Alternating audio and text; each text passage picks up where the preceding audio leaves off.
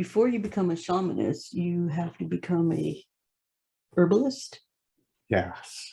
Okay, this is like where you become a medicine woman first, and the elders and stuff, and people from other nationalities, like Orientals, Africans, and all kind, even the Hispanic will come out to our retreat at Red Wind Foundation and teach us all these different healing herbs and techniques too. And the first thing that the medicine man that was the founder of our retreat, Semu Ute, he made sure that we learned every plant that you can eat, every plant that, like snakeweed, it actually, if you get bit by a rattlesnake, that snakeweed will help draw out the venom. All you get it is you rough it up in your hands and on a rock and you make a poultice, right? And it will help suck the venom out fast, and but then there's a lookalike. Okay, but there's always one little thing different, and it's usually the shape of the leaves on the outside. Some are fluted and some are just smooth. Well, snakeweed, the real snakeweed, are smooth leaves, and then they have little white flowers in it, and their branches, their little stems and stuff are like burgundy, a light burgundy color, and they only grow flat to the ground in a rosette round. Well, their look-alike, exactly like that, down close to the ground, except for their stem is like a jadish color. And that's highly poisonous. You don't want to touch it. You don't want it rubbing on you. Mm-hmm. So a lot of the herbs have a mimic look-alike. So you got to really listen carefully when somebody's teaching you about herbs out there. Yeah. Learn all kinds, from how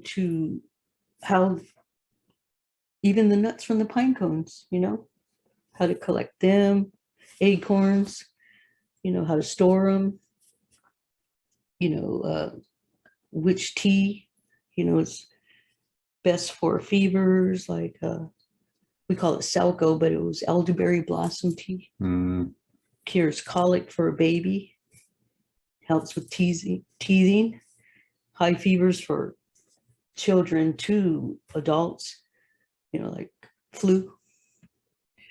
Yeah, they're a cluster of white flower or yellowish flowers that bloom on the elderberry bushes. And chaparral, creosote bush, we call it chaparral. That's a cure-all from dandruff to athlete's feet to a flu that you want someone to shoot me. I can't take this flu. Well, you just take 4 sips of chaparral tea. You're nice. Yeah, it knocks that out. In 3 days, you're back on your feet and ready to go on a wood run. Yeah, and even if you say like the elders are getting a little snow on top, we call it, you can rinse your hair with the chaparral and it stops that graying, slows it down. Yeah, even any kind of skin rash. You don't want to really put that in your eyes though, but we called it the cure-all. Soak it in chaparral, whatever it was. Yeah. Yeah, we learned a lot of herbs out there, Santa Margarita way. How long did that take? Coat's foot, how to mix your own, smoking herbs, not anything that gives you any euphoric-like feeling or anything, just prayer tobacco, things like that. Yeah, it was like a honeysuckle, the wild honeysuckle, that is called Indian tobacco. And you just gather the leaves underneath it that are already dried. Really? Yeah. And it's, even if you're a tobacco smoker, you can use that Indian tobacco because it has a tiny bit of nicotine in it, enough to stop the urge, but it's healthier for you, Yeah, we used to mix that with other herbs, like a tiny bit of cedar, some kinnikinnick, and then some people use a little bit of wild high mountain sage in it. It smells really good and tastes good when you smoke it, and people don't get offended. Now this started when you were like 11 years old From until you were 18, learning all of that. And this was all out in the hills of Santa Margarita. What was that mountain called? Black Mountain? Black Mountains, the Black Mountains. Yeah, because there was manzanita trees out there, and they taught us that in the summertime, the manzanita bark starts curling on it.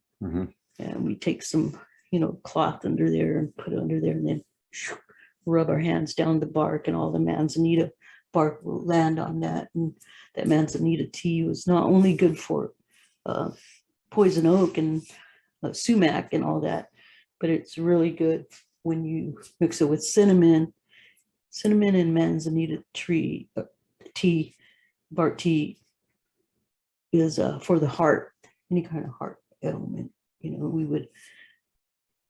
I remember making some manzanita tea with some cinnamon in it and giving it to 4 of the elders that were sitting out in our main compound. And then about 3 days later, one of the oldest elders gave me this beautiful beaded necklace, kind of something like this, but a real intricate, beautiful star in there, and just tiny beads like this. And she said, "Here, I made this for you." And I said, "Why?" She says, "Because you cared about my longevity. When you gave me the manzanita and the cinnamon tea, you gave it to me for my heart, for life. And so I sat here and I beaded you this medallion." Nice. Yeah. And I thought, wow, that's cool. And I was just like 13 years old, But our medicine man, he would walk with us through the terrain and show us, oh, that's coldfoot, and that's good for this and that. And that sage is the kind you want to burn when a holy person comes through your house, not this sage, this kind, and they'll know. And, during the training of all our herbs and everything around there, and there was a man, they were German and something else. They're Caucasian, this couple, and they were older, like maybe they're mid-50s. Okay. And they came in a van, and the man came up, and I was standing with the medicine man when they arrived, and he says, "We're so sorry for intruding, but we brought a van full of food and clothing, things that we want to give you guys, and in trade with some money too. I want to know if you guys can help my wife. She has a skin disease that we can't get rid of, and we used to be really well off, but we went through all these different doctors that just took our money, and she's just worse, or never got any better." And then Samu says, "Bring her to me, let me see."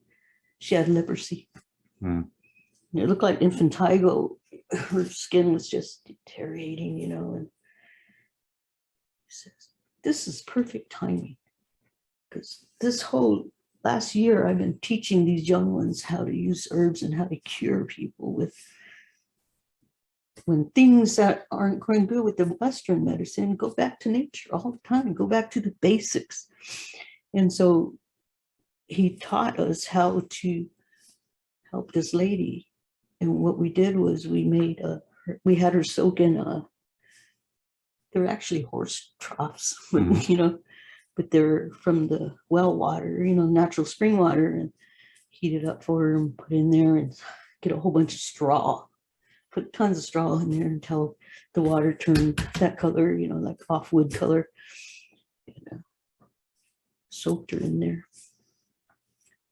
And while she's all soaking, those young ones were making chaparral tea, and then getting wide pieces of sheet material cotton, and dipping them in there, drying them for her a whole bunch. And so when she was done with her soak for that day, we would wrap all her cuts up with the chaparral, bandages and stuff. Well, we did that for 2.5 weeks with her. And guess what? they started healing. Nice. And so we keep doing that. And then after about 2 months, there were none of them were drooling. All of them were closing up and scabbing and healing. And I remember that day, the man, he just looked at the whole group of girls that were, helping with their healing. And he was just crying. And he says, I don't know what to say. You guys gave my wife back her beauty, and she's not trying to hide anymore. She's, and that was like one of our best eye awakening, that all this natural stuff the Creator gave us already, everything we need. And she was just like, I can't believe it. After a week, she's going, oh, I'm not even that embarrassed anymore. It was pretty neat. Beautiful. Mm-hmm. Great story.